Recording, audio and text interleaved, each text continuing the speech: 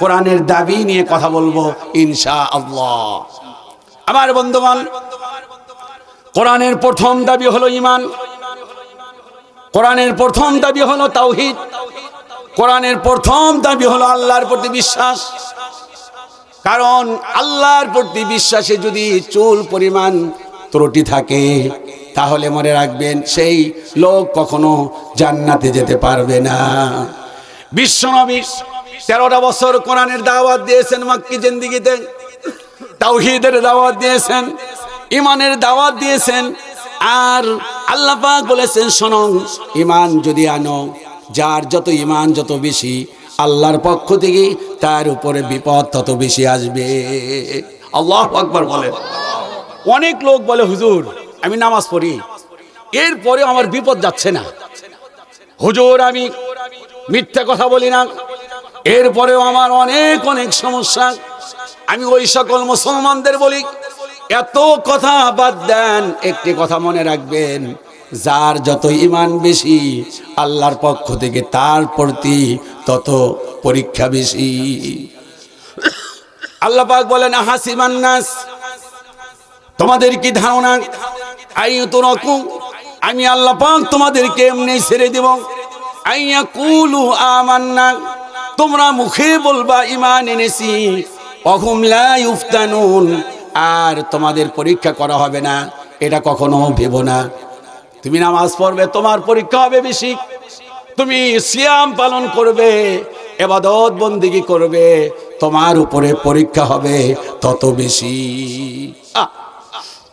এই জন্য বলা হয়, বিশ্বনবী বলেন, আদ-দুনিয়া সিজনুল মুমিন, মুমিনদের জন্য হলো দুনিয়াটা জেলখানা, ও জান্নাতুল কাফের, আর কাফেরদের জন্য কি? বেহেশত। কাফেরদের জন্য কি?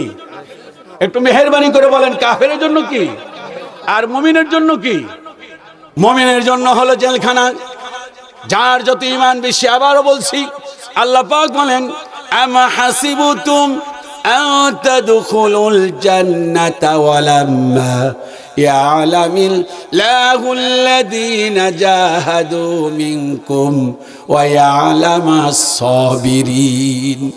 আল্লাহ পাক বলেন, তোমাদের কি ধারণা, আনতা দুখুলুল জান্নাত, এমনিই তোমরা জান্নাতে চলে যাবা। লা ইলাহা ইল্লাল্লাহ, লা ইলাহা ইল্লাল্লাহ, এই গারো গারো জিকির করে তুমি ইসলামের পক্ষে থাকবা না, ঈমানে পরীক্ষায় তুমি সম্মুখীন হবে না, এমনিই জান্নাতে চলে যাবা। আমি আল্লাহ পাক এত সহজেই তোমাকে জান্নাতে দেব না। জান্নাতে দেওয়ার আগে আমি আল্লাহ পাক দুইটা জিনিস দেখব। এক নাম্বার হলো জিহাদ, দুই নাম্বার হলো সবর। সুবহানাল্লাহ। জিহাদ দেখবেন আল্লাহ পাক, চেষ্টা দেখবেন বান্দা কি চেষ্টা করে। আজকে এই যে মাহফিল, কোনাবাড়ির লোক, কোনাবাড়ির সমাজী ভাইরা যে এই যে মাহফিলটা করলেন, এটা একটা জিহাদ। সুবহানাল্লাহ বলেন না ভাই? শুধুমাত্র অস্ত্র নিয়ে কাফেরদের বিরুদ্ধে অস্ত্র ধারণ করা, এটাই কি জিহাদ? না, ভালো কিছু করা, ভালো কিছু করা। বছরে একটা মাহফিল করতেছেন, এটি একটি জিহাদ। উদ্দেশ্য থাকতে হবে যে আলেম আসবেন, তারা কোরআন হাদিস থেকে বক্তব্য রাখবেন, এর প্রভাব আমাদের সমাজের মধ্যে পড়বে, সমাজটা সুন্দরভাবে চলবে। এটার নামই হলো জিহাদ আর সবর। এই জন্য খেয়াল করে দেখেন, এই পৃথিবীতে যদি আমি ঈমানের দিকে তাকাই, তাহলে দেখেন তারা ঈমানে কি পরীক্ষা দিয়েছেন। আমার অনেক মা বোন এসেছেন এই পৃথিবীতে। সর্বপ্রথম একটি বোন শাহাদাত বরণ করলেন, একজন সাহাবী, নাম কি? হযরত সুমাইয়া। তার ঈমান কত মজবুত ছিল। আজকে আমাদের মা বোনদের ঈমান খুব দুর্বল হয়ে গেছে।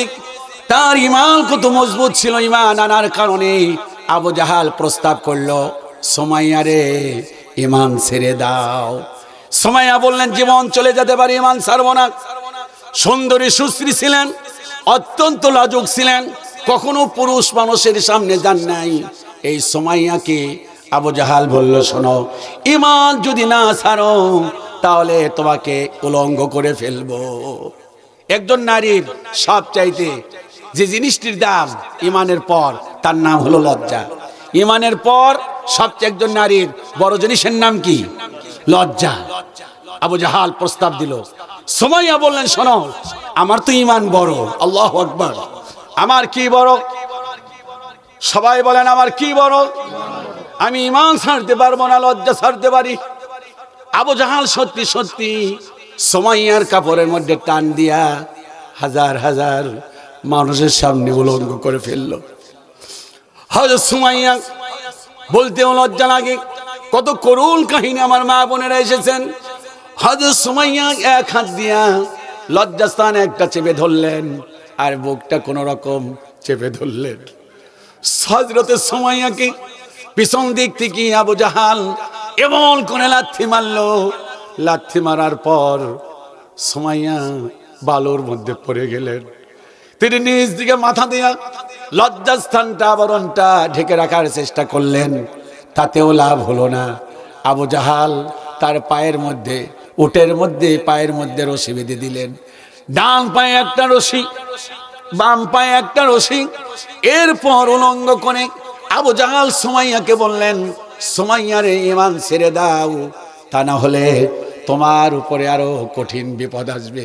সুমাইয়া বললেন, আল্লাহর কসম করে বলি, আমাকে যদি এর চাইতেও কঠিন শাস্তি দাও, আমি ঈমান ছাড়তে পারবো না। আবু জাহাল হাতের মধ্যে বল্লম নিল, বর্ষা নিল, ছুরি নিল।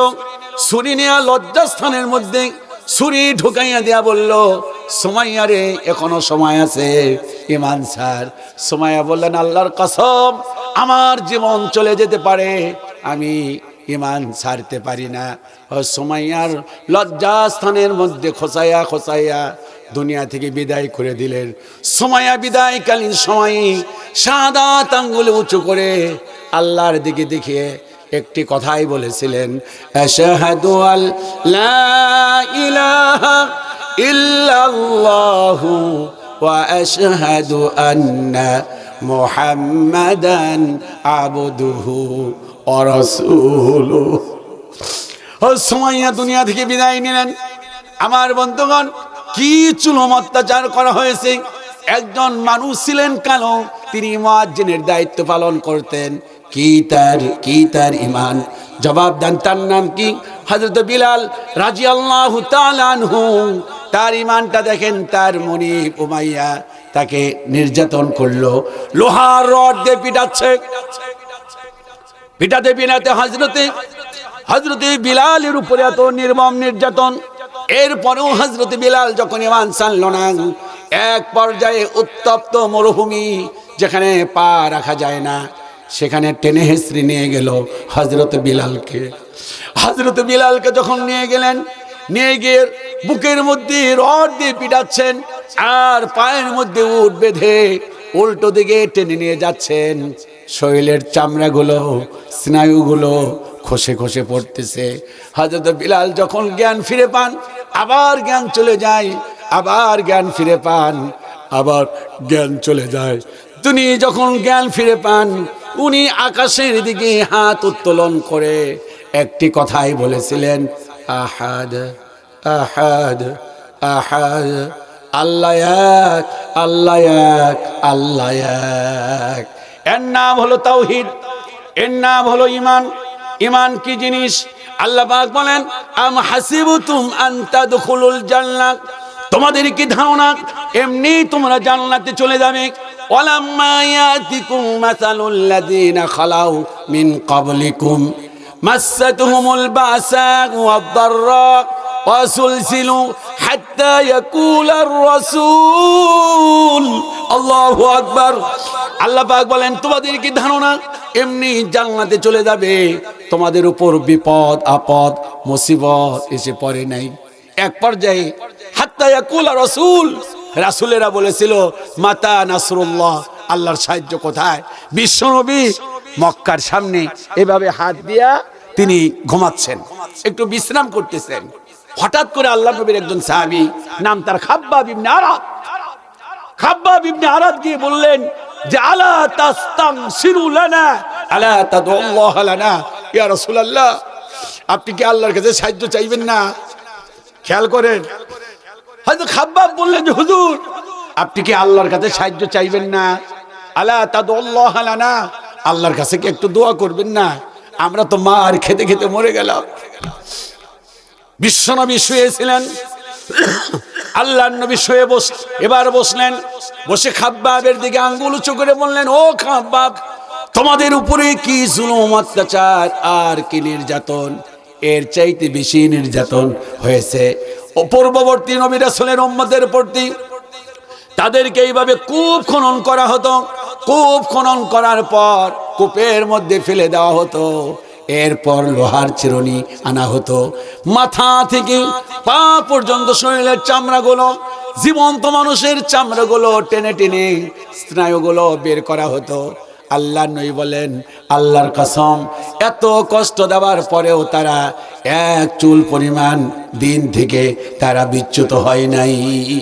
ও খাব্বাব, চিন্তা করো না, এমন এক সময় আসবে সানা থেকে হাজারামাউত পর্যন্ত এই পৃথিবীর মানুষেরা স্বাধীনভাবে সুন্দরভাবে চলাফেরা করবে, কেউ বাধা দেওয়ার কেউ থাকবে না। আওয়াজ দিয়ে বলুন আল্লাহু আকবার। যে খাব্বাবের কথা বললাম, এই খাব্বাব আল্লাহর নবীর সামনে একবার এলেন, কাজ করতেছিলেন, জামা খুললেন, খোলার পর দেখলেন তার শরীরের মধ্যে এত বড় বড় গর্ত। নবীজি বললেন, ও খাব্বাব, তোমার কি এরকম বসন্ত রোগ হয়েছিল কিনা? খাব্বাব বললেন, আল্লাহর কসম ইয়া রাসূলুল্লাহ, আপনি যে আমার পিঠের মধ্যে বসন্ত রোগের কালো কালো দাগ দেখতে পাচ্ছেন, আল্লাহর কসম ইয়া রাসূলুল্লাহ, এইটা বসন্তের কোনো দাগ না। নবীজি বললেন, কিসের দাগ? বললেন, ইয়া রাসূলুল্লাহ, ঈমান আনার কারণে, ঈমানের উপর অটল এবং অবিচল থাকার কারণে, ইয়া রাসূলুল্লাহ, আমার মুনিব, আমি যে লোকটির কাজ করতাম, উনি ছিলেন কর্মকার, উনি ছিলেন কামার। আহারে, দিন প্রবর্তী ঈমান আনার কারণে আমার ওই মুনিব, ওই যে কর্মকারেরা যখন কয়লা গরম করে, এই জীবন্ত কয়লার মধ্যে, উত্তপ্ত কয়লার মধ্যে হাত পাও বেঁধে উল্টো করে আমার রেখে দিয়েছে। ইয়া রাসূলুল্লাহ, এরপর আমাকে ওখানে হাত পাও বেঁধে রেখে দিয়েছে, এবার আগুনের উপরে চাপা পড়েছে। যতক্ষণ পর্যন্ত কয়লাগুলো না নিভে গিয়েছে ততক্ষণ পর্যন্ত আমাকে আগুনের উপর রেখে দিয়েছে। ইয়া রাসূলুল্লাহ, আল্লাহর কসম করে বলি, এত নির্যাতন করা হয়েছে, আল্লাহর কসম, এরপরও আমাকে দিন থেকে এক চুল পরিমাণ দূরে রাখতে পারে নাই। আমার মা বোনেরা এসেছেন, কোরআন আল কারিমে যে কয়জন মহিলার নাম এসেছে, তার মধ্যে একজন মহিলার নাম এসেছে, নাম তার আসিয়া। ঈমান আনার কারণে হযরত আসিয়াকে ফিরাউন কম জুলুম অত্যাচার করে নাই। একদিন ডাক দিয়ে বললেন, আসিয়া রে, এই মিশরের সব লোক আমার প্রতি ঈমান আনছে, আমাকে রব হিসাবে মেনেছে, তুমি আমাকে রব হিসাবে মানো। আসিয়া বললেন, আল্লাহর কসম, তুমি আমার স্বামী, তুমি আমার রব না। আসিয়াকে বললেন, আসিয়া রে, আমার স্ত্রী প্রায় 20টা বছর তোমার সঙ্গে ঘর সংসার করেছি, আর ঘর সংসার হবে না। আসিয়া বললেন, ঘর সংসার করার আর আমার কোনো প্রয়োজন নাই, তুমি যদি আমাকে ছেড়ে দাও, তালাক দিয়ে দাও, আমি তালাক প্রাপ্ত হতে পারি, ঈমান ছাড়বো না। এবার ফিরাউন বলল, এমনিই ছাড়বো না, তোমার ঈমানটা কেমন তাই দেখবো। আল্লাহু আকবার। তোমার ঈমান কেমন, ঈমান দেখবো। তেল গরম করলে, জানেন না কি গরম করলো? সবাই বলেন, কি গরম করলো? তেল গরম করে হযরত আসিয়াকে তেলের মধ্যে রাখা হলো। তেলের মধ্যে যখন রাখা হলো, বিশাল ডেকসি, ও তেল গরম করার পর তেলের মধ্যে যখন রাখা হলো, আসিয়া দুনিয়া থেকে যখন বিদায় নেবেন, ওই বিদায় নেওয়াকালীন সময় একটি কথা বলেছিলেন, আল্লাহ পাক কোরআন আল কারিমে সেটি কোট করে দিয়েছেন। উনি আল্লাহর কাছে বললেন, আল্লাহ মেহেরবানি করে তোমার ঘরের কাছে আমার একটা ঘর বানাইয়া দাও। আল্লাহু আকবার। এই জন্য আমার ভাইরা, কোরআনের প্রথম দাবি হলো ঈমানের উপর অটল এবং অবিচল থাকা। চিল্লা বলুন আল্লাহু আকবার। আল্লাহ পাক বলেন, শোনো, ইন্নাল্লাযীনা ক্বালু রাব্বুনাল্লাহ, যারা বলে আল্লাহ আমার রব, শুধু মুখেই বলে না, সুম্মাস্তাকামু, এবং তার উপর অটল এবং অবিচল থাকে। আল্লাহ পাক বলেন, আমি আল্লাহ পাক তাদেরকে 4টা জিনিস দ্বারা আমি আল্লাহ পাক সাহায্য করব। সুবহানাল্লাহ কর না। কয়টা জিনিস দ্বারা? আপনাদের কি কষ্ট হচ্ছে না? আরো জোরে বলেন, কষ্ট হচ্ছে কি? কষ্ট হয় না তো? বলি ইনশাআল্লাহ কষ্ট হয়।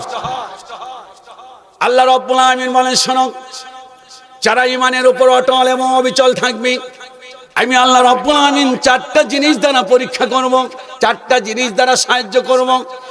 এক নাম্বার হলো তাতানাজ্জালু আলাইহিমুল মালাইকা।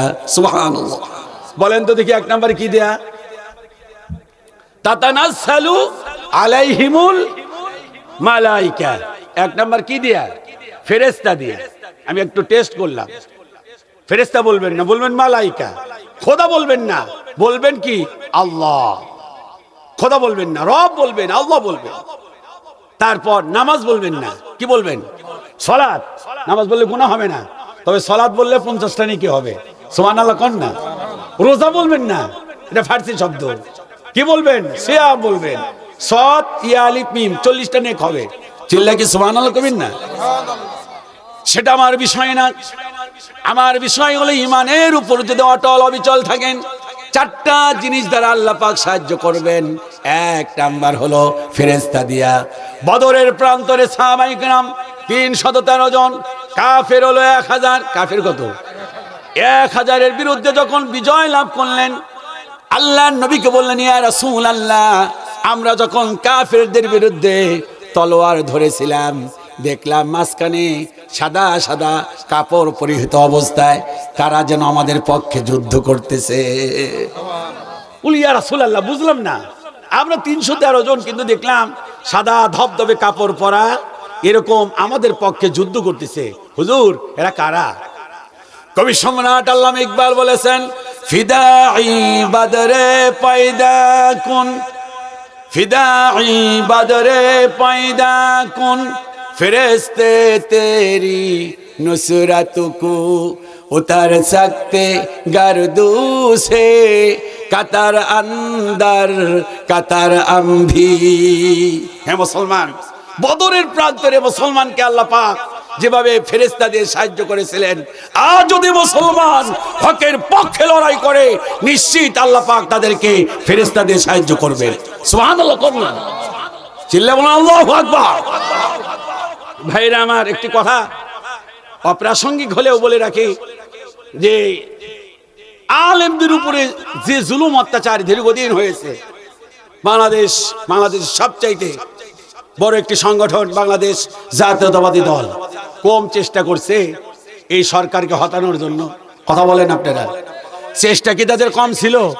বাংলাদেশ জামাত ইসলাম ছাত্র শিবির ছাত্র দল হেফাজতে ইসলাম কম চেষ্টা করে নাই, কিন্তু আল্লাহর কি মেহেরবানি, এই ছোট্ট বাচ্চা, আমার স্টুডেন্টরা, আমার এই ছাত্ররা, সুবহানাল্লাহ কোন না, তারা আন্দোলন করলেন। লম্বা আন্দোলন না, মাসের পর মাস না, মাত্র কয়েকদিনের ব্যবধানে আল্লাহ পাক তাদেরকে বিজয় দান করলেন। কারণ কি জানেন? স্বয়ং আল্লাহ পাক তাদেরকে সাহায্য করেছিলেন। সুবহানাল্লাহ কোন না, এছাড়া সম্ভব ছিল না। এই জন্য আমার তরুণ যুবকদের বলি, ইঞ্চি ইঞ্চি মাটি সোনার চাইতে খাঁটি নগদ রক্ত দিয়ে কেনা, কসম সেই খোদার একটি কণাও তার কেড়ে নিতে কেউ পারবে না। হাত তুলে বলো ঠিক কিনা।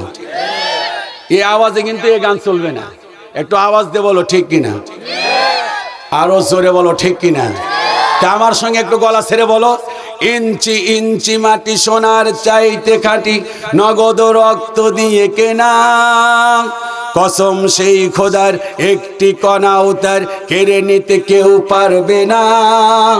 রঙের তুলিতে আকাশ সবুজের ছায়া ঢাকা সুজলা সুফলা পরিপাটি, লক্ষ শহীদ গাজী রেখেছে জীবন বাজি, করেছে স্বাধীন এই মাটি। বাংলাদেশ আমার, বাংলাদেশ তোমার, বাংলাদেশ আল্লাহর দান, সোনার জন্মভূমি তোমার জন্যে আমি জীবন দিয়েছি কুরবান। ঠিক কিনা? চারদিকে দুশ্মন, ভেঙো না ভেঙো না মন, সাহস জমিয়ে রাখো বুকে, ইমান জিন্দা করে জিহাদের হুঙ্কারে পরাজিত করো শত্রুকে। চারদিকে গাদ্দার ভিনদেশি তাবেদার, সজাগ দৃষ্টি রাখো সবে, সকল মীর জাফর বিদেশি গোলাম চার রুখতে তাদের আজ হবে। বাংলাদেশ আমার, বাংলাদেশ তোমার, বাংলাদেশ আল্লাহর দান, সোনার জন্মভূমি তোমার জন্যে আমি জীবন দিয়েছি কুরবান। শান্ত মাটির নিচে এখনো ঘুমিয়ে আছে ৩৬০ আউলিয়া। সোহরাওয়ার্দী শেরে বাংলা ভাসানী আল্লামা সাঈদী ও জিয়া। শহীদ তিতুর দেশে মুক্ত স্বাধীন বেশে সবুজ লাল পতাকা উড়ে। সময় ঝড়ের বেগে চেতনা উঠবে জেগে ১৭ কোটির অন্তরে। জবাব দাও ঠিক কিনা? জোরে সোরে একটা তাকবীর দাও, লিল্লাহে তাকবীর। আমাদেরকে হাদির মতো হতে হবে, ওসমান বিন হাদির মতো হতে হবে। জবাব দাও ঠিক কিনা? ওসমান বিন হাদি বাতিলের কাছে আপোস করে নাই, বাতিলের কাছে মাথা নত করে নাই। ওসমান বিন হাদি আমাদেরকে শিক্ষা দিয়েছে যে হকের পক্ষে বাতিলের বিপক্ষে আমাদেরকে প্রাণপণ লড়াই করতে হবে। জবাব দাও ঠিক কিনা? হাদির মতো বলতে হবে, আমি ঝর্ণা, আমি ঘূর্ণি, আমি পথ সম্মুখে যাহা পাই যাই চূর্ণি। আমি নিত্য পাগল ছন্দ, আমি আপনার তালে মত নেচে যাই, আমি মুক্ত জীবনানন্দ। আমি হাম্বির, আমি ছায়ানট, আমি হিন্দল, আমি চলচঞ্চল ছমকি ছমকি, পথে যেতে যেতে চোখেতে চমকি, ফিং দিয়া দেই ৩ দোল, আমি চপলা চপল হিন্দোল। আমি তাই করি ভাই যখন চাহে মন যা, করি শত্রুর সাথে গলাগলি, ধরি মৃত্যুর সাথে পাঞ্জা। আমি উম্মাদ, আমি ঝঞ্ঝা, বলো বীর চির অন্যতম মশির, লিল্লাহে তাকবীর। কবি নজরুল ইসলাম কি বাঘের বাচ্চা, এরে ঢুকাইলো জেলখানায়, হাত থেকে কলম নিয়ে গেল, খাতা নিয়ে গেল। কবি নজরুল ইসলাম বসে থাকে নাই, জেলখানায় গিয়া কয়লা দেয়া দেয়ালের মধ্যে লিখলো, বলো বীর চির অন্যতম মশির। সুবহানাল্লাহ কইবেন না? আমাদেরকে হাদির মতো হতে হবে বলি ইনশাআল্লাহ। যুবকের আরো জোরে বলো ঠিক কিনা? রাজি আছো তো ইনশাআল্লাহ? কে কে রাজি আছো একটু হাত তুলে দেখাও, লিল্লাহে তাকবীর। আমি কি শেষ করে দেব না আর একটু বলবো? আর একটু বলবো যে আলহামদুলিল্লাহ। হ্যাঁ, অসুবিধা নেই। হ্যাঁ আসেন, আলম, হ্যাঁ আসেন, আসেন না, আসেন, অসুবিধা, হ্যাঁ না অসুবিধা নেই, আপনি আসেন। জি আলহামদুলিল্লাহ, জি জি জি জি, হ্যাঁ আলহামদুলিল্লাহ, অসুবিধা নেই, টেনশন নেই, টেনশন নেই। আপনি দেখেন না আলহামদুলিল্লাহ, এই যে তরুণ যুবকেরা আসতে শুরু করেছিলাম অর্ধেক রাস্তা নিয়ে, পিছনে বোঝা হয়ে গেছে। আল্লাহু আকবার। যদি রাত 11টায় না উঠায়, 11:15 না উঠায় দিতেন 9টায়, তাহলে ইনশাল্লাহ ওই পর্যন্ত লোক হতো, হয়তো না? হ্যাঁ, কারণ এই এলাকার তরুণ যুবকেরা কোরআন শুনতে ভালোবাসে। এই যে দেখেন শ্রোতা আসতেছে, রাত বাজে 12টার উপরে শ্রোতা আসতেছে, একটু চিল্লাকে আল্লাহু আকবার বলবেন না? এটা আকর্ষণ, আব্দুল্লাহ আল মামুনের আকর্ষণ নয়, এই আকর্ষণ হলো কোরআনের আকর্ষণ। আল কোরআনের সৈনিক আমি, নেই কো পরাজয়, এক আল্লাহর গোলাম আমি, এই তো পরিচয় আমার, এই তো পরিচয়। এই পৃথিবীর সবই নকল, এই পৃথিবীর সবই নকল, আসল কিছু নয়। এক আল্লাহর গোলাম আমি, এই তো পরিচয় আমার, এই তো পরিচয়। চিল্লা বলো আল্লাহু আকবার। মুসলিম বলে মাথা নোয়াও নামাজের মাঝে, সেই আল্লাহর সাথে বেঈমানি করো সকাল সাজে। তাকে সকল ক্ষেত্রে না মানিলে কিছু গ্রহণযোগ্য নয়। এক আল্লাহর গোলাম আমি, এই তো পরিচয় আমার, এই তো পরিচয়, লিল্লাহে তাকবীর। আমি ইনশাল্লাহ আমি আপনাদের সামনে আরো আছি কিছু সময়, তাড়াহুড়ার কিছু নাই। তাড়াহুড়ার কিছু আছে? তাড়াহুড়া থাকলে ভাই আমার আছে। আগামীকাল প্রোগ্রাম কোথায় জানেন? নোয়াখালী থেকে আরো 36 কিলোমিটার দূরে আলেকজান্ডার, আলেকজান্ডার আগামীকাল প্রোগ্রাম। আমি আছি এক জায়গায়, গতকালকে ছিলাম কিশোরগঞ্জ। এখন তাড়াহুড়া থাকলে তো আমার, আপনাদের তো তাড়াহুড়া নেই, কথা বলে ঠিক কিনা? আছে তো ইনশাল্লাহ। যারা থাকার পক্ষে আছেন, আগামীতে কোরআন দিয়ে বাংলাদেশ গড়ুক, আগামীতে কোরআন দিয়ে এদেশ পরিচালিত হোক, এটার পক্ষে যারা আছেন তারা বলেন হা। হায়ের আওয়াজ দিকে মনে হয় বেশি একটা চান না, কিন্তু হা তো সুবিধা না। আরে ভাই চোহালি, এই বেলকুচি চোহালি লোকের যে ইমান, সুবহানাল্লাহ কোন, আল্লাহু আকবার। আপনি জানেন সারা বাংলাদেশ হিসেব অনুযায়ী সবচাইতে টুপিওয়ালা দাড়িওয়ালা যদি বাংলাদেশে কোনো উপজেলা থাকে 10টা উপজেলার মধ্যে একটা বেলকুচি, সুবহানাল্লাহ কোন না। আমি তো সারা বাংলাদেশ ঘুরি আর বলতেছি এই দেশের ইমান বড় মজবুত এই বেলকুচিতেই আছে। হ্যাঁ এইটা আছে, কিন্তু বেলকুচির মানুষ একটাও যায় না, ওই যে সাজায় রাখছে, ঠিক না ভাই? ঠিক মানে বুঝছেন তো?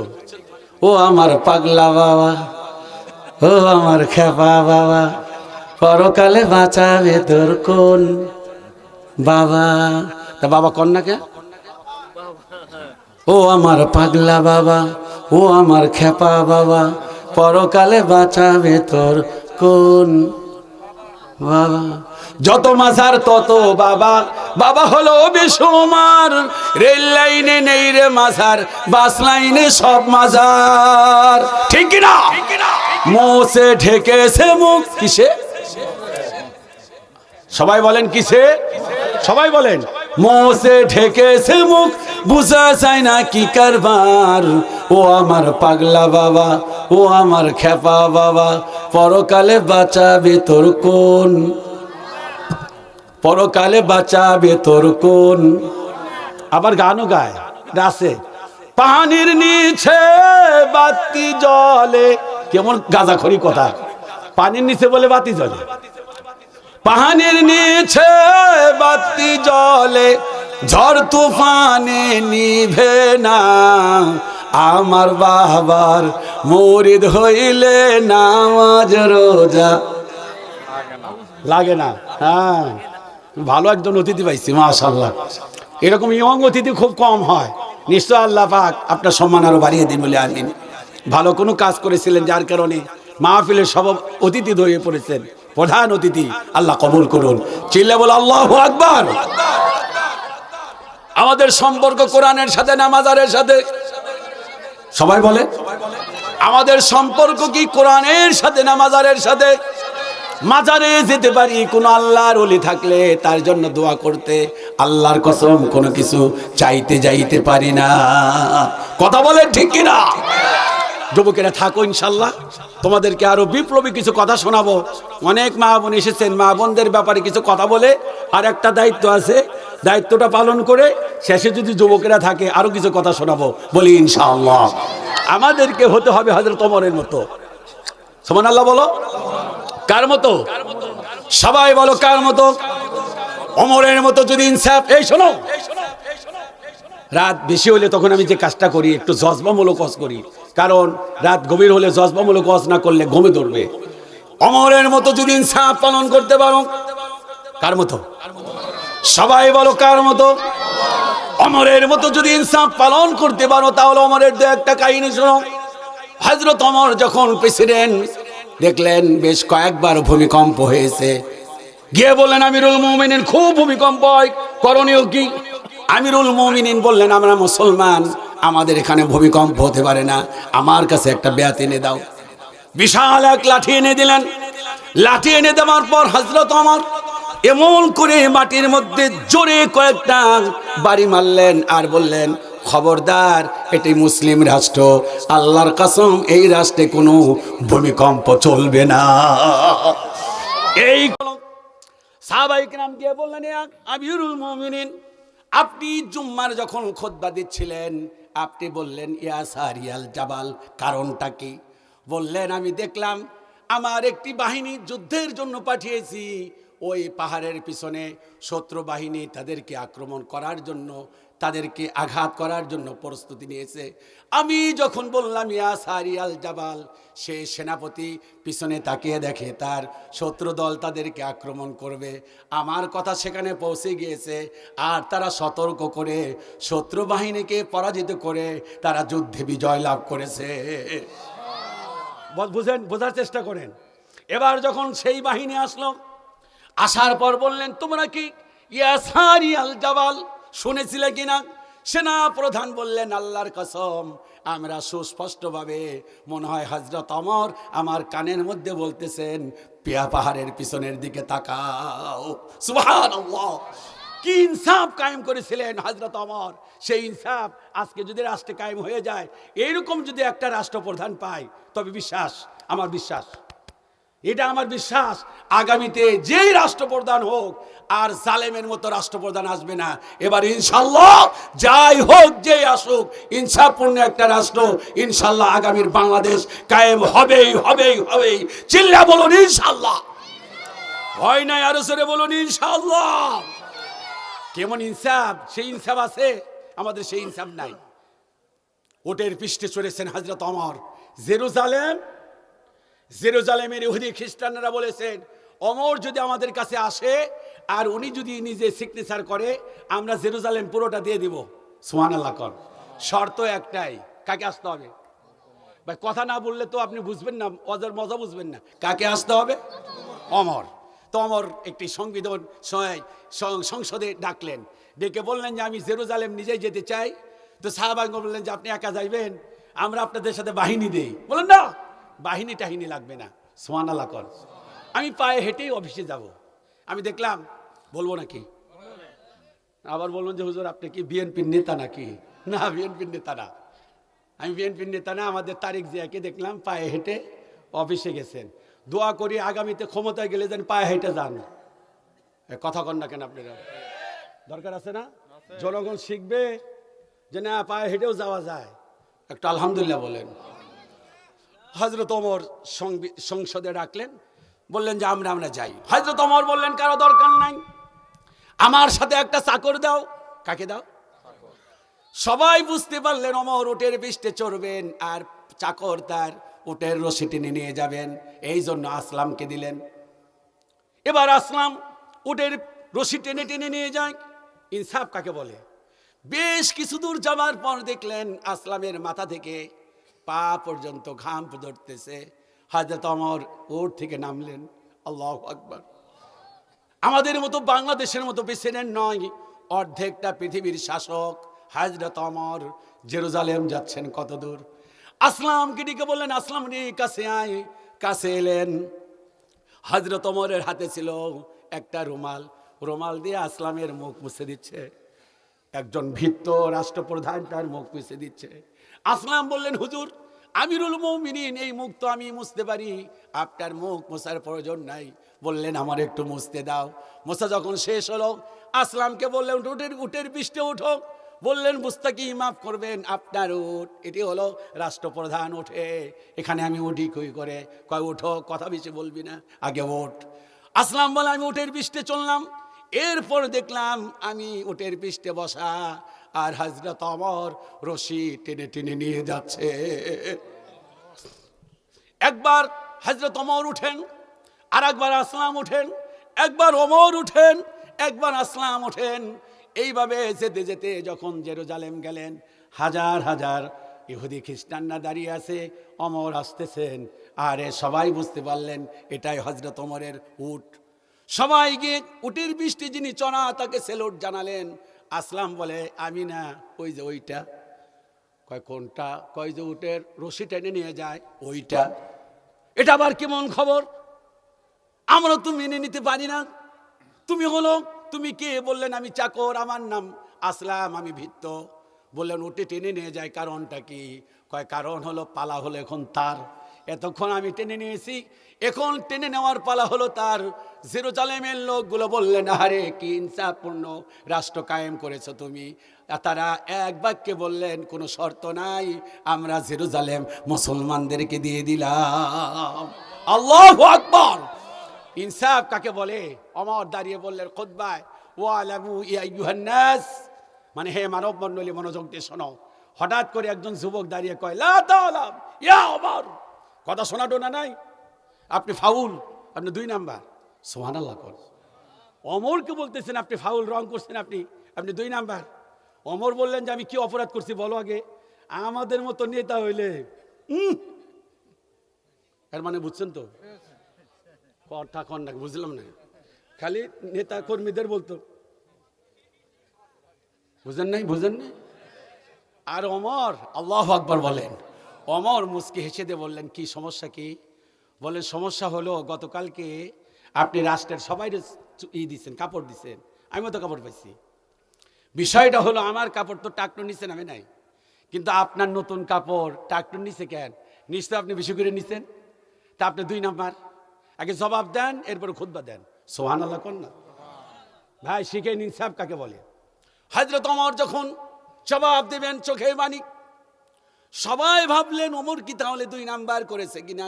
হঠাৎ করে ছেলে বললেন, আমি একটা কথা বলতে চাই। বললেন বলো। ওমরের ছেলে আব্দুল্লাহ বললেন, শোনো, গতকালকে বস্ত্র পেয়েছো সবাই নতুন কাপড়, কিন্তু আমার শরীরের নতুন কাপড় কোথায়? দেখলেন তার শরীরে নতুন কাপড় নাই। বললেন বাবা হলো লম্বা মানুষ, আমরা যে কাপড় পেয়েছি বাবাও কাপড় পেয়েছেন, বাবা সবার শেষে নিয়েছেন, তোমরা লম্বা কাপড় নিয়ে গেছো, টুকরো নিয়ে গেছো, আমার বাবা নিচে হলো সবার শেষে ছোটটা। আমার বাবা যখন এটা দিয়ে পাঞ্জাবি বানিয়েছে, পাঞ্জাবি হয় না, শার্ট হয়ে যায়, এই জন্য আমার টুকু আমার বাবারে আমি দান করে দিয়েছি। সবাই তাকে দেখলেন সর্বনাশ, ঠিকই তো তাই। ওমরের কাছে ওই যুবকটা গিয়ে বললেন, আমিরুল মুমিনিন, আমারে আপনি ক্ষমা করে দেন। হযরত ওমর বললেন, না, ক্ষমা আমি তোমারে করব না, তুমি আমার এরকম ভুল ধরবা, তাহলে তোমার আমি ক্ষমা করব। সুবহানাল্লাহ। ইনসাফ কাকে বলে? চিল্লা বলুন আল্লাহু আকবার। বন্ধুগণ খেয়াল করে শুনুন, রাতের বেলায় ঘুরে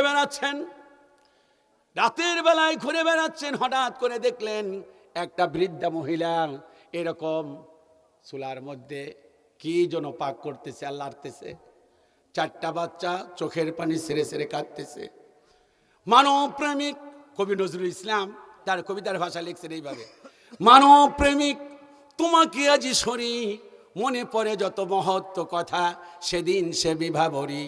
নগর ভ্রমণে বাহিরিয়া তুমি দেখিতে পাইলে দূরে, মাইরে ঘিরিয়া খোদা তোর 2টি শিশু কাঁদিতেছে সকরুণ সুরে। কাঁদিতেছে আর দুঃখিনী মাতা, ছেলেরে ভুলাতে হাই, উনানে শূন্য হারি চড়াইয়া, কাঁদিয়া অকুলে চায়, কাঁদিয়া সকল ছুটে গেলে মদিনাতে, বাইতুল মাল হইতে লইয়া ঘৃত আটা নিজ হাতে। বলিলে সব চাপায়া দাও আমার পিঠের পরে, আমি লয়ে চলে যাব বহিয়া দুঃখিনী মায়ের ঘরে। কত লোক আসি আপনি চাহিল বইতে বোঝা, বলিলে আমার এভার আমি বহিব সোজা। রোজ কিয়ামতে কে বহিব বলো আমার পাপের ভার, মম অপরাধে খোদায় শিশুরা কাঁদিয়াছে আজি তার। ওই মহিলার কাছে গিয়ে বললেন, মা গো তোমার সন্তান কাঁদে কেন? বললেন কাঁদে হলো আজকে 3 দিন হয়ে যায় ওমরের সঙ্গে দেখা করতে পারি না, ওমর নাকি দেশের বাইরে গেছে। বললেন বাচ্চাদেরকে কি করো? কয় গরম পানি আর পাথর দিয়া এরকম বাচ্চাদেরকে সান্ত্বনা দিচ্ছি। হযরত ওমর বাইতুল মাল থেকে আটা নিলেন, ঘি নিলেন, নিজের ঘরের মধ্যে নিয়া মহিলার কাছে এনে বললেন, মা তুমি আগামীকাল ওমরের কাছে যাইবা, পরিচয় দিলেন না, আমি তোমার জন্য কিছু ব্যবস্থা করে দিতে পারি কিনা। মহিলাটি বড় খুশি হয়ে গেলেন। সকালবেলায় রাষ্ট্রপ্রধানের কাছে যাবেন, হযরত ওমরের দপ্তরে খুঁজতেছেন, হঠাৎ করে দেখলেন এরকম মাদুরের মধ্যে, এরকম ওই যে খেজুরের পাটির মধ্যে বসে হযরত ওমর বসা। এই সর্বনাশ, এইটাই তো ওমর, এই লোকটাই তো গতকালকে গেছিল। লোকটা মহিলা ভয়ে পিছনের দিকে যাচ্ছে। ওমর গিয়ে বললেন, মা তুমি পিছনে যাও না, আবার ক্ষমা করে দাও, 3 দিন তোমার সন্তান না খাওয়া, তুমি আমারও ক্ষমা করে দাও, কিয়ামতের দিন আমার বিরুদ্ধে মামলা দিও না। হযরত ওমর যখন রাষ্ট্রপ্রধান হলেন, উনি বললেন, ফোরাত নদীর তীরে যদি একটা কুকুরও না খেয়ে মারা যায়, কিয়ামতের দিন মুসিবতের সময় আমি ওমরকে আল্লাহর কাছে জবাব দিতে হবে। যে রাষ্ট্রে একজন ইনসাফপূর্ণ রাষ্ট্রপ্রধান পাওয়া যাবে, খেয়াল করে শুনুন, বিশ্বনবী বললেন, শোনো গো ওমর, এই পৃথিবীতে আমার পরে আল্লাহ পাক কাউকে নবী বানাবেন না, আমার পরে যদি আল্লাহ কাউকে নবুয়ত দিতেন, ওমর রে তোমারে আল্লাহ নবুয়ত দিতেন। একদিন বলুন, ওমর একটা কথা তুমি কি জানো? কয় হুজুর আমি তো জানি না। মুহাম্মদ সাল্লাল্লাহু আলাইহি ওয়াসাল্লাম বলতেছেন, ওমর তুমি যে রাস্তা দিয়ে যাচ্ছিলে ওই রাস্তার মাঝে শয়তান বসা ছিল, তোমারে দেখে শয়তান লুকাইছে। সুবহানাল্লাহ কয় না? ওমরকে বলতেছেন, ওমর রে তোমাকে দেখে শয়তান লুকাচ্ছে। খেয়াল করেন কি ইনসাফ। ইনসাফ কাকে বলে? আমরা তো যে ইনসাফ করি, যে দল করি, ওই দলের নেতা কর্মীরা আকাম কুকাম করলে তা কন্যা কেন, মুগ্ধ কন্যা বুঝলাম না, সবই শিখে দেওয়া লাগে ছোট্ট বাচ্চাদের মতো। কন্যা রে ভাই কি করে, শেষে একটা বুদ্ধি, মাননীয় রাষ্ট্রপ্রধান আমি আল্লাহর হস্তে আপনার কাছে ভুল স্বীকার করি। মাননীয় রাষ্ট্রপ্রধান কয় দেখি তো আমার দলের কিনা, দিলাম মাফ করে। কথা সত্যি না মিথ্যা? আর হযরত ওমরের কাছে বিচার করলো, হুজুর আপনার ছেলে কিন্তু মদ পান করছে। কি, আমার ছেলে মদ পান করছে? দেখেন, মদ্যপানের অপরাধী প্রিয় পুত্রের নিজ করে, মেরেছো দোররা মরেছে পুত্র তোমার চোখের পরে। ক্ষমা চাহিয়াছে পুত্র বলেছ বসানে বক্ষবাদী, অপরাধ করে তোরই মতো সরে কাঁদিয়াছে অপরাধী। আবু শাহামার গড়ে কাঁদিতে যাইয়া ফিরে আসি গো তোমারে সালাম করে। ছেলে মদ পান করছে, মারতে মারতে 80টা ব্যাট তার শরীরে মারছে, মারা গেছে। বাকি রইল কয়টা? 20টা। পরের দিন সকালবেলা হযরত ওমর হাতের মধ্যে লাঠি নিয়ে কবরের কাছে গেছে। সবাই ভাবতেছে আরে ছেলে মারা গেছে, ছেলের জন্য মনে মায়া লাগছে। সবাই তাকে দেখে কি কবরের উপরে আর 20টা মারতেছে। সুবহানাল্লাহ। মানুষেরা বললো, ওমর তুমি একটা মানুষ, ইনসাফ কাকে বলে? আমি কেন এই ওমরের কথা বললাম জানেন? আগামীর যে বাংলাদেশ হবে, সেই বাংলাদেশটাকে আমরা ইনসাফপূর্ণ একটা বাংলাদেশ গড়তে পারি কি পারি না? পারি কি পারি না? চিল্লা বলুন আল্লাহু আকবার। প্রথম পর্ব বললাম, খেয়াল করেন, কোরআনের কথা, কোরআনের পরিচয়। দ্বিতীয় নাম্বার বললাম কোরআনের ইমানের দাবি। 3 নাম্বার বললাম আমাদের ইনসাফপূর্ণ একটা রাষ্ট্র। 4 নাম্বার একটি কথা বলতে চাই, অনেক মা বোন এসেছেন, মা বোনদের ব্যাপারে কয়েকটা কথা বলেই আমি আপনাদের নিয়ে মোনাজাত দিতে চাই। এই বাচ্চা, এই যে বাচ্চা, বসো আব্বা, বসো বসো। হ্যাঁ হ্যাঁ, উঠবে না আমার, তুমি এখান থেকে দূরত্ব 500 কিলোমিটার। 500 না, কম বলছি, 500 হবে কেন, 600 কিলোমিটার। তুমি টেনশন করো, টেনশন আমার করার কথা। বসো। আমাকে গত বছর দাওয়াত দিয়েছো, এই বছরও দাওয়াত দিয়েছো, নিশ্চয় ভালোবাসা, একটু জন্ম নিচে বিদেই তো দাওয়াত দিছো। তাই আমি কি তোমাদের সময় দেখে ওয়াজ করলে ঠিক হবে? চিল্লা বলো আল্লাহু আকবার। এবার ঝটপট কথা বলো, এই ছেলেরা কথা বলো। আমাদের অনেক মা বোন এসেছেন, মা বোনদের সম্মান কম না বেশি? আরো জোরে বলতে হবে, কম না বেশি? মায়ের সম্মান কয় গুণ? ঘুমাইছেন নাকি আপনি? তো মাত্র 3 জনে বললেন। মায়ের সম্মান কয় গুণ? আরো জোরে। মায়ের পায়ের নিচে কি? আমাদের পায়ের নিচে কি? জুতা। আপনাদের পায়ের নিচে খের। হাসবে না? চিল্লা বলেন সুবহানাল্লাহ, আল্লাহু আকবার। সেই মা বোনদের ব্যাপারে বলতে চাই, আমাদের মা বোনেরা সংসারে কাজ করে কম না বেশি? জোরে বলেন, কম না বেশি? খায়, সবাই বলেন, খায়, মার খায়। হ্যাঁ, এত ভালো আপনি লোক দেখা যায়। ওনাদের চাইতে আমার প্রধান অতিথি সবার আগে বলে, ভাই কি করেন আপনি? ব্যবসায়ী? আলহামদুলিল্লাহ, লিল্লাহে তাকবীর। এটা খুবই দুঃখজনক ব্যাপার যে আমার মা বোনেরা খায় কম, মার খায়, কাজ করে। আরে খুবই দুঃখজনক।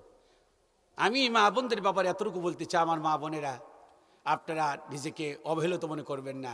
আপনাদের পায়ের নিচে কি আল্লাহ পাক জান্নাত দিয়ে দিয়েছেন। চিল্লা বলুন সুবহানাল্লাহ। আমার স্বামীদের বলবো, মানে জামাই যারা, কে কে জামাই একটু হাত তোলেন তো। ভাই আপনি বিয়ে করেন নাই? ভাই বিয়ে করেন নাই? হাত তুলতে কর না, হাত তোলেন। হ্যাঁ, জামাই যারা একটু হাত তোলেন। না, হাত পাওয়ার কিছু না, হাত নামান। মানে যারা স্বামী তার হাত তুলতে বলছি, হাসির জন্য বলছি না। স্ত্রীদেরকে মারবেন না, বলি ইনশাল্লাহ। মারবেন? স্ত্রীদের বলতে অবিচার করেন আপনারা। বিশ্বনবী বলেন করেন, করেন, দেখাবো। আল্লাহ নবী বলেছেন তুমি যা খাবে তোমার স্ত্রীদেরকে তাই খাওয়াবে। রুই মাছের মাথা, এই ছেলেরা, রুই মাছের মাথা মা খায় না বাপ খায়? ওই বাচ্চারা খুব, মা খায় না আব্বা খায়? রুই মাছের মাথা বাবা খায়। হ্যাঁ জোরে বলো, মা খায় না বাবা খায়? যারা স্ত্রীদেরকে রুই মাছের মাথা খেতে দিলেন না, ভালো খাবারটা খেতে দিলেন না, আল্লাহর কসম কিয়ামতের দিন আসামি হতে হবে। কি হতে হবে? এই জন্য স্ত্রীদেরকে ভালো খাবার আপনিও খাবেন, তাকেও দিবেন। নবীজি বলেছেন খবরদার স্ত্রীর মুখের মধ্যে প্রহার করো না, স্ত্রীর মুখের মধ্যে মেরো না। আর নবীজি বলেছেন স্ত্রীকে যদি মারো লাঠি হতে হবে আধ হাত। কয় হাত? আধ হাত। কয় হাত? আমি আমি এক মাহফিলে বললাম যে এই হাদিসটা যখন বললাম স্ত্রীকে মারতে হবে আধ হাত, উনি সকালবেলায় গিয়ে বললেন হুজুর আধ হাত লাঠি ধরার পর থাকে তো 4 আঙ্গুল। তাই বললাম যে রাসূলের হাদিস অনুযায়ী আপনাকে 4 আঙ্গুল দিয়েই পিটাইতে হবে। উনি বলছেন যে হুজুর সত্যি কথা কি আমার বউরে 3 হাত লাঠি দিয়ে কন্ট্রোল করা পারি না, তো এই আধ হাতে তো হুজুর আমার বউ টিকবো না।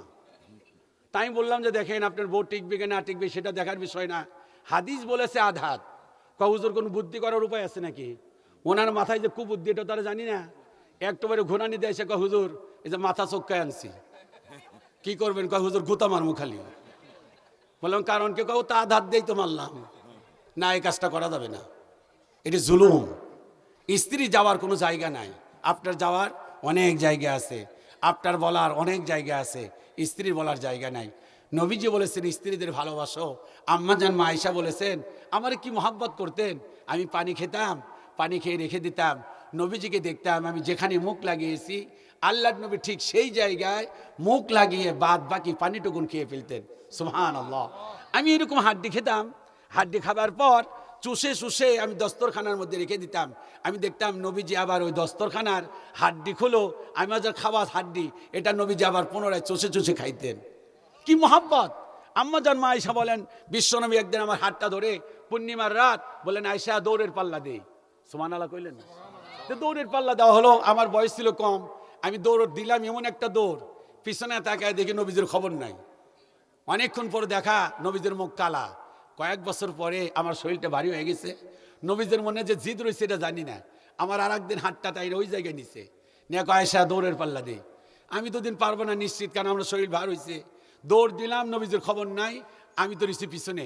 অনেকক্ষণ পর জায়গা মতো গিয়া নবীজি মুচকি হাসি দিয়ে বলেন আয়েশা আমার ভিতরে কয়েক বছরের কষ্ট আজকে দূর করলাম।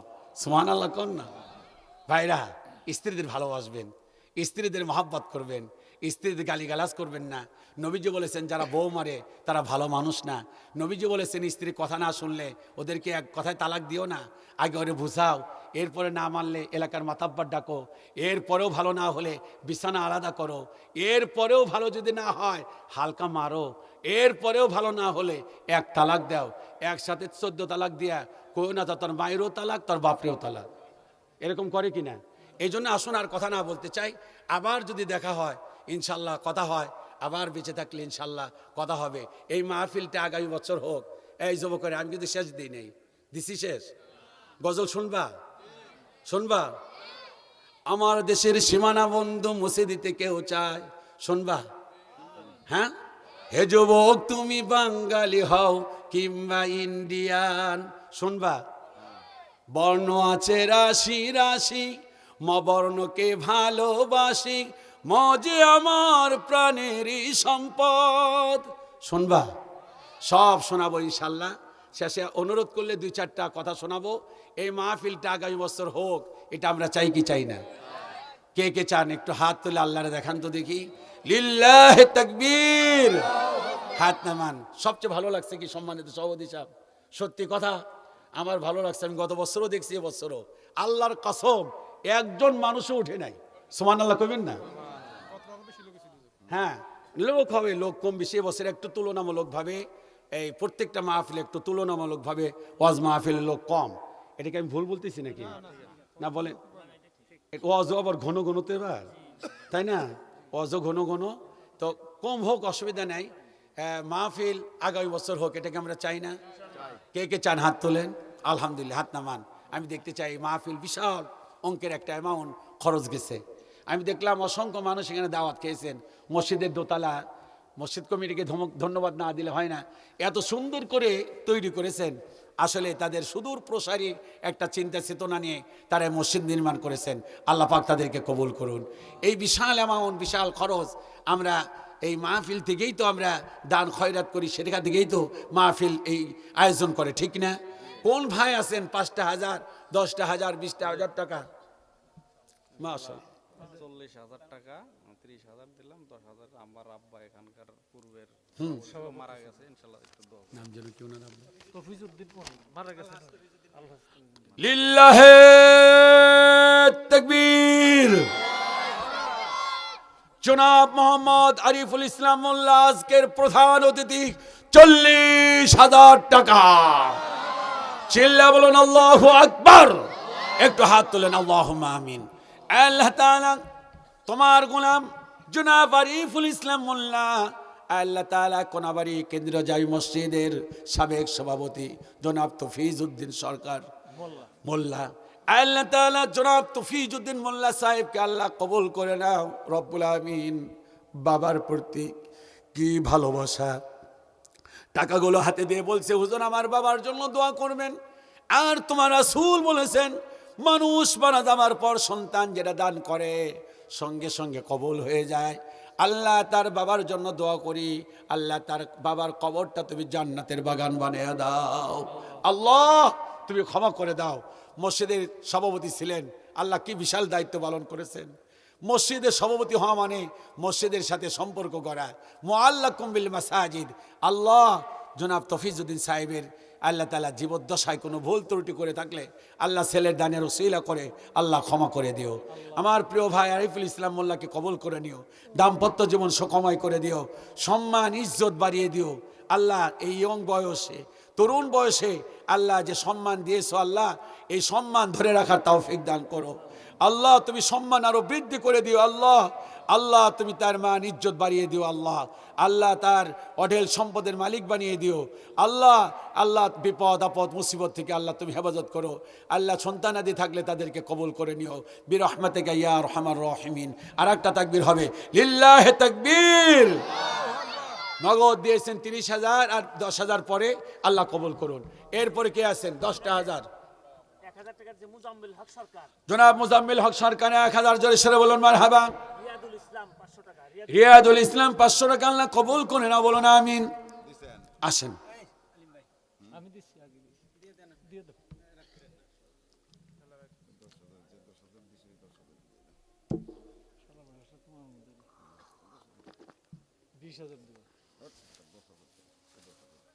আচ্ছা, আব্দুল আলিম সরকার উনি 10,000 টাকা দিচ্ছে।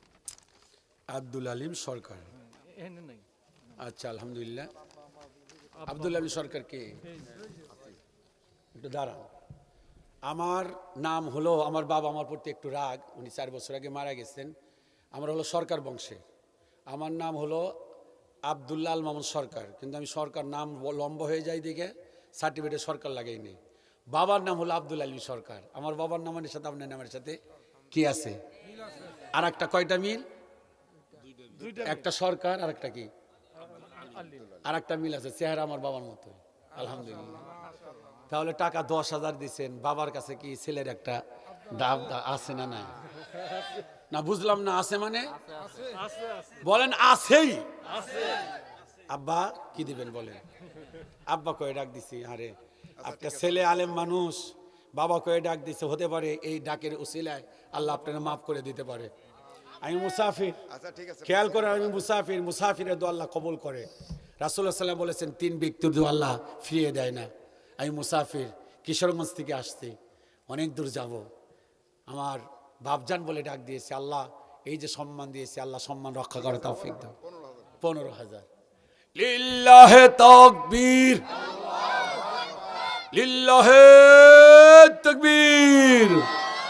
জনাব আব্দুল আলিম সরকার 15,000 টাকা। জোরে সরে বলুন মারহাবা, আরো জোরে বলুন মারহাবা। আল্লাহ কবুল করুন আমিন। 10,000 নগদ একটা হাতে দিই। আব্দুল আলিম দেওয়া আছে আলহামদুলিল্লাহ। এই 5,000 টাকা দিছে বর্তমান আমাদের নির্বাচনী এলাকায় বিএনপির প্রার্থী আব্দুল আলিম খান। আলহামদুলিল্লাহ। না ঠিক আছে আলহামদুলিল্লাহ। শোনেন, জনাব আব্দুল আলিম খান, আব্দুল এটাও আলিম তাই না? হ্যাঁ, আলিম এক জায়গায় হলে তো ভোটও চাওয়া যায়, দোয়া চাওয়া যায়, সমস্যা নাই। ভোট চাই আর দোয়া চাই। আমি দোয়া করি কোনটা জানেন? আল্লাহ যাদেরকে দিলে আগামীতে ইসলামের খেদমত হবে, দেশের খেদমত হবে, সমাজের খেদমত হবে, আল্লাহ তাদেরকে তুমি পাশ করে দিও, ঠিক না? তাতে যদি আব্দুল আলিম সাহেব যদি থাকে, আল্লাহ যেন কবুল করে নেয়। এখন দোয়া করি 5,000 টাকা দিছে, এটা বিশাল টাকা। কারণ কি জানেন, এরকম হাজার হাজার, শত শত না, হাজার হাজার মাহফিল। 1,000 করে দিলে কত যায়, 5,000 করে দিলে কত দেয়? আপনার কাছে মনে হচ্ছে যে আরে প্রার্থী মাত্র টাকা দিছে 5,000, এটা আমার কাছে মনে হয়েছে 5 লক্ষ টাকা। কথা বলেন লিল্লাহে তাকবীর। আল্লাহ তাআলা আজকে এই এলাকার, এই সংসদীয় এলাকা না, এলাকার প্রার্থী জনাব আব্দুল আলিম আল্লাহ তাআলা খান, আল্লাহ তাআলা 5,000 টাকা, আল্লাহ তুমি তাকে কবুল করে নিও। বিএনপির প্রার্থী, আল্লাহ তুমি কবুল করে নিও। জামাত ইসলাম প্রার্থী নাই, 3,000 টাকা দিয়ে আগের হুজুরের কাছে দিছে। 3,000 কমে গেল না, একে গরিব। জামাত ইসলাম কি গরিব? না না, আপনি কথা হেন। জামাত ইসলাম 3,000, উনি নিজে ওই জামাত ইসলাম এখন কর্মী নাই, 2,000 টাকা দিয়ে ইজ্জত রক্ষা করেন। না না না না, টাকা 2,000 মিলান, ইজ্জত থাকে না। না না, আপনারা কি করেন? আপনারা না, ইজ্জত থাকে না, ইজ্জতের একটা ব্যাপার স্যাপার আছে না। না 2,001 কিসের 2,000? 2,001 টাকা দিবেন আপনি, একটু উপরে থাকেন। হিংসা করা হালাল না হারাম? কিসের হারাম? 2 জায়গায় হিংসা করা জায়েজ। মিথ্যা জানেন না, মিথ্যা কথা বলা হালাল না হারাম? 3 জায়গায় মিথ্যা কথা বলা জায়েজ। 1 নম্বরে বউরে 1,000 টাকার শাড়ি দিয়া কইবেন, ও গো আমার জানের জান, টাকা আনছি 5,000 টাকা দিয়া। আল্লাহ রাসূল বলেন এটা সুন্নাত। বউ যদি একটা হাসি মারে, সগীরা গুনাহ মাফ। সুবহানাল্লাহ কোন না? 3 জায়গায় মিথ্যা কথা কওয়া যায় 1 নম্বরে বউর কাছে। আমি যে কত মিথ্যা কথা কই, আমার বউ ধইরা লাইছে, কয় যে তুমি মিথ্যা কথা কইছো। আমি খুব ভাব নিয়ে দেখি, মিথ্যা তোমার কথা কইলে, হুজুর মানুষ, ইমাম মানুষ, খতিব মানুষ, শিক্ষক মানুষ, খতিব মানুষ ওয়াজ করে বেড়াই, মিথ্যা কথা কই নাই। কয় তোমার দেহ মনে হয়, এটা মনে হয় যে এত দামের না। অনেকদিন পর এটা ধরা খেয়ে যায়। জায়েজ। ও বউ যে হাসি দিছে, আমার অন্তর ঠান্ডা হয়ে গেছে। সুবহানাল্লাহ কোন না? বুঝলেন না আপনারা? প্রেম বুঝলেন না? প্রেম তো বুঝছেন খালি শালির কাছে, বউর কাছে বুঝেন নাই। ভেজাল তো এইখানে। দিচ্ছেন তো 2,000? দিবেন তো? দিবেন ভাই? কাজটা ভালো হয়েছে না খারাপ হয়েছে? না ভাই, 2 রকম করা ঠিক না। লিল্লাহে তাকবীর। আব্দুল আলিম খান 5,000 বিএনপির প্রার্থী, জোরে সরে বলেন মারহাবা। আর জামাতের প্রার্থীর নাম কি? আলী, অধ্যক্ষ আলী আলম। 5,000 টাকা। অধ্যক্ষ আলী আলম আগে দিছে 3,000, ঠেলার চোদ্দে 2,000। সবাই বলেন মারহাবা। কুত্তানিস দাম বাড়ছে, আপনি খেয়াল করে দেখছেন? আমাদের আওয়াল চাচা 10,000 টাকা, বড় ভাই, ইনি দিছে 10,000 টাকা মাশাআল্লাহ। ওনার বাবা মায়ের জন্য। কি করেন উনি? উনি হজ করে আসছে। আলহামদুলিল্লাহ। হাজি সাহেব একটু হাত মিলাই। এই মাশাআল্লাহ, আলিম সরকার। আলহামদুলিল্লাহ। এই শোনেন, হাজিদের কাছে দোয়া নেবেন। আমি গত বছর আসছিলাম, হজই ছিল না। উনি বললেন যে হুজুর হজ করে আসতে, আমি সাথে সাথে বুকের মধ্যে জড়ায় ধরছি। তাহলে কি নাম বললেন আপনার চাচার নাম? আব্দুল আওয়াল সরকার। আব্দুল আওয়াল সরকার। নগদ 10,000। জোরে সরে বলেন মারহাবা। আল্লাহ তুমি দানকে কবুল করে নাও, আপদ বিপদ মুসিবত দূর করে দাও, সকলে বলেন আমিন। আসেন ভাইরা, আসেন। আলহামদুলিল্লাহ, আসেন। মানুষ কত ভদ্র, কালেকশনের নাম শুনলে মানুষ চলে যায়, চাতক পাখির মতো বসে আছে। আল্লাহ তুমি কবুল করে না বলে আমিন। ভাই আসেন, আপনার হাসি মাখা চেহারা, আসেন এদিকে। না না না, কত দিছে তাই দেখেন। না না, আপনার চেহারা এত সুন্দর কে? কত